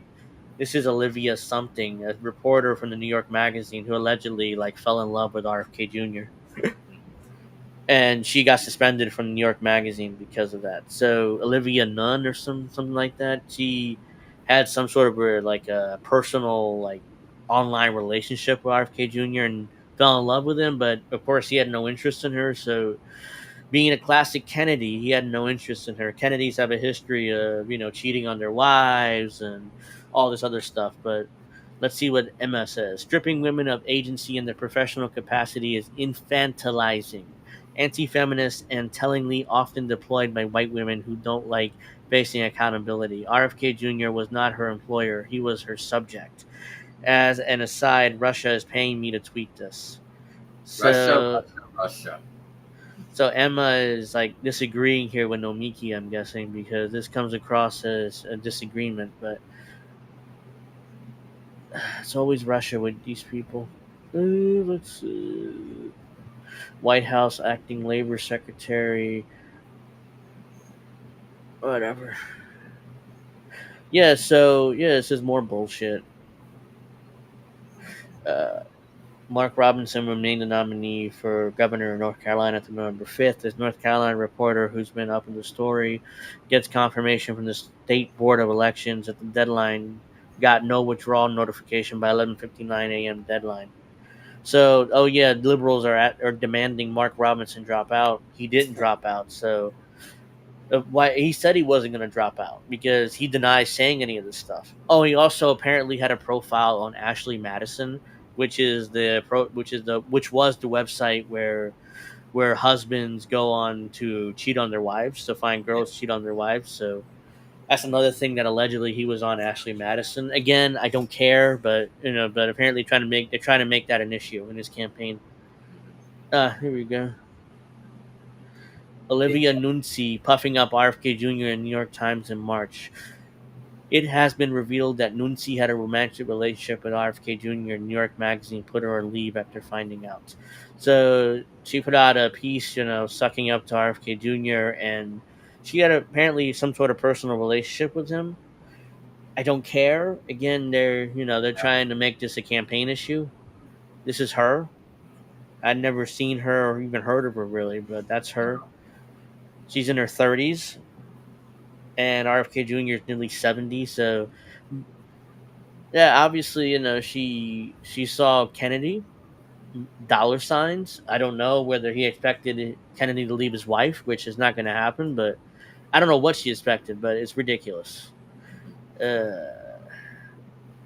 Sex scandals. Everybody loves sex This is scandals. all Emma's retweeting. That's all. Yeah, this is all her retweeting. Yeah, I'm just quickly going through this. What is this? If you read her profile, RFK Jr., it's just quite literally the most insane news of all time. So this is Olivia's, piece on RFK Jr., basically talking about how great he is and stuff. Again, it's like they're making such a big deal of all of this, and I really don't care. So, let's see, what time is it? We got 14 minutes left. Yeah, I'm probably going to do a little bit more. Let's see, anything else interests me. Oh, Emma's very angry about this. Kamala responding to Oprah Winfrey saying that she's surprised when Harris said at the debate that she's a gun owner. And that's the quote. Emma says these appeals to moderate Republicans have been agonizing.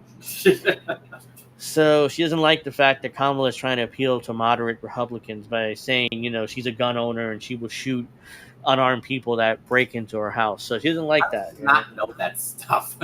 How does she not know that's what Kamala does? Yeah, that's what, I mean. But, they're going to vote for Kamala. Let's see. It might seem odd that. So, yeah, more bullshit. Do you want to go through? Do you want to go through Kyle Kowinski's profile? Yeah, I mean, I could wrap up with that. I don't think he's tweeting anything interesting, but we'll see. I mean, oops. Still doesn't change his profile pic to the blonde hair. He still. Yeah. I think he realizes how embarrassing it looks, but he still, There it goes. Now he's retweeting, Republican bad stuff. The perfect 2028 Republican nominee doesn't exist. So this is Mark Robinson, the governor, who's running for governor of North Carolina. Republican politicians clearing their browser history. There he goes, another Republican bad. Emails, address linked to Tim Walz found on hardcore plumbing advice forum. Okay, I guess it's supposed to be funny. So weird. He's supposed to be funny, apparently, so I don't know. Ironically, Likely D was Robinson's favorite transgender page. As CM Punk would say, to Kyle Kowinski, "You're not funny and nobody likes you." That's perfectly applies to him. The Crystal Ball team has just met in an emergency session and the fastest rating change in our history. We are moving North Carolina governor from Lean D to Likely D. Based on the scandal, I mean, I don't know if people care. Let's see. MAGA lose a lot. Rhino Woodwind. Switch Republican to 2020. Family voter Republican since 1868. This doesn't make any sense. I don't understand what this is. campaign update. Fuck. I don't know what. Again, that's. But he's not leading, really. isn't he? Yeah, I mean, Mark. As far as I know, he's still leading in the polls. For governor, unless that all of a sudden flips. But I don't really. The fake news media is lynching me by quoting me No, directly.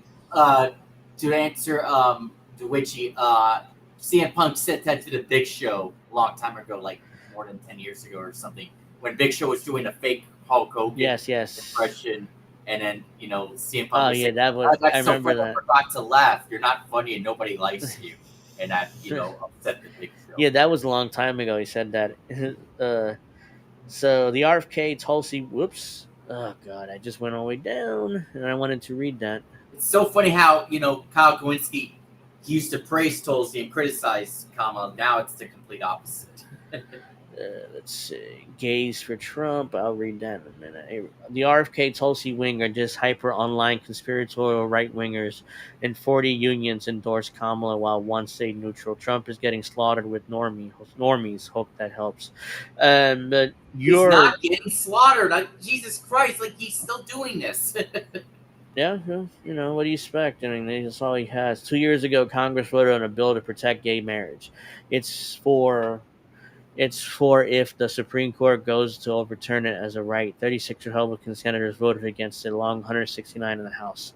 Every Democrat voted for it. Again. Also, why is he going after gay people for supporting Trump? That looks bad. Yeah, but it looks bad for, because he's supposed to be a liberal. So going after gays is not exactly. He's responding to Alex Jones here. Lay off the whiskey and cocaine. I could use some whiskey, especially after reading all this crap in this episode. So Alex Jones, and he says, lay off the whiskey and cocaine, whatever. This man has brain damage. And you the election, don't, Kyle? The election isn't about. This is Glenn Beck. The election isn't about Trump versus Kamala. It's Trump versus the UN, the World Economic Forum, and the EU all combined. Tonight on Glenn TV, I show you how these globalists will stop at nothing to get what they want: a seizure of private property and the redistribution of wealth on a global scale. Well, Glenn Beck is not completely wrong there. I mean, it's the globalist really wants to take over America, and and electing Trump is allegedly going to stop this somehow. But so Kyle claims, no, it's not happening. Glenn Beck is nuts. Bro thinks he's on their team. This is a black Trump supporter. Like, in other words, how dare a black man support Trump? Going after an African American Trump supporter. Yeah, I mean, again, could be misconstrued as racist. But if I were a shit lib, I would call him racist. But okay, so he retweets his wife here. Let's see. Doesn't matter that they're here illegally. Doesn't matter that they've been model community members. Vance and Trump have to viciously attack immigrants to distract you from the real villains. Billionaire union busting robber barons who chew up towns like Springfield and spit them out in political whores like Trump who do their bidding. And same with Biden and Kamala, but obviously Crystal and Kyle are not going to mention that. No, Crystal wouldn't. If it wasn't an election year, Crystal Ball would point that out. But because in election year she's supporting the Democrats, she's not going to point this out. So once 2025 comes around, she and Kyle will go back to being the left wingers who point out, both sides are corrupt. But for now, since the election is happening, they're not going to do that. So that's very brave of them. Let's see. Misleading bullshit. One union member say neutral and spin it as a massive win for Trump, because it is a massive win for Trump. I mean, the Teamsters are one of the biggest unions in the country, so it is a massive win. He can't deal with the fact that they're not endorsing Trump, but because they're not endorsing Kamala. But by the way, I responded to him in that. Yeah, Democrats voted this. I already went through that. Hillary 2016 energy. Hillary, me and Crystal Ball looking to do more debates. Hillary just said, I think it was yesterday, she's coaching Kamala on how to win. That's why I think Kamala's going to lose, because ultimately, Hillary is, coaching her. But here's the thing: Hillary approved of Kamala Harris back in 2017. So basically, Kamala is running for Hillary Clinton here because she can't run again because she's even less popular than Kamala is. So me and Crystal Ball looking to do more debates on Crystal Kyle and friends. Any conservatives that want to debate whether or not them rhetoric is to blame for the assassination attempts on Trump interested, and he tags Charlie Kirk here in particular. They're not going to debate RBN. They're not going to No, debate. you see, I asked him that. It's like I responded to him. I would like to see you debate people on that are to you and Crystal's left, like Nick from RBN or Rome or anybody from RBN. To be a fact, they're going to get destroyed by them. So that's which is why I specifically said any conservatives who want to debate, not people to their left, and any conservative like Charlie Kirk or I don't know the other one Ben Shapiro or whatever, That's what they want to debate. They don't want to debate people to their left like RBN because they would get crushed. And they're not going to be embarrassed on their own podcast, which I understand because I don't want to be embarrassed on my own show either. So, but I wouldn't be afraid to debate people that had disagreed with me on my show if that ever were to come up. Let's see. This will go down as a defining moment of Biden's presidency. His fist balled, his face mask of rage, his voice bellowing. Biden would use the bullet pulpit to spew such deranged and hateful rhetoric that a would-be assassin would repeat verbatim. He's correct. He's right. Again, he's not wrong. Look at this. It's red lighting and Biden angry, and in this speech, he called out like half of the country who are pro-Trump supporters. Donald Trump and MAGA Republicans are a threat to the soul of this country. Again, that's that type of rhetoric. It's violent. You can basically you can basically make the point that you could make the point that it's violent, because it implies that, hey, what are you going to do about Donald Trump? He's threatening the soul of this country. And don't forget when when Biden told his donors, I think it was his donors, that it's time to put Trump on the bullseye. That's another one. That's definitely, violent rhetoric there. Kyle says this guy's a fucking idiot. Trump literally tried to overthrow last election. No, he didn't. Pointing out facts is not incitement. Trump also calls Democrats communists and fascists all the time. You don't say shit about that. But they are fascists. I mean, if these morons had their way, you wouldn't be able to critique Trump at all. You're guilty of pulling the trigger. If Kyle had their way, you wouldn't be able to critique Kamala or whatever he said the last. That would go for him with Kamala. I say real quick, no, Trump didn't try to overthrow the last election. Don't be ridiculous. He sounded like a Sanders shit-lib Democrat that you yourself used to criticize, which he did. I mean, one of his best videos was like that video that Jimmy Dore played, where he basically pointed out how he's basically talking to himself in the future. Yeah. That's the video Jimmy played, and we've all kind of played over the last. It's on viral again. So yeah, this is more bullshit, more absurdities. So let's see, January 6th of the PSYOP, definitely. Fiorella had pasta on her show, and they both agreed Trump's attempts are all theater.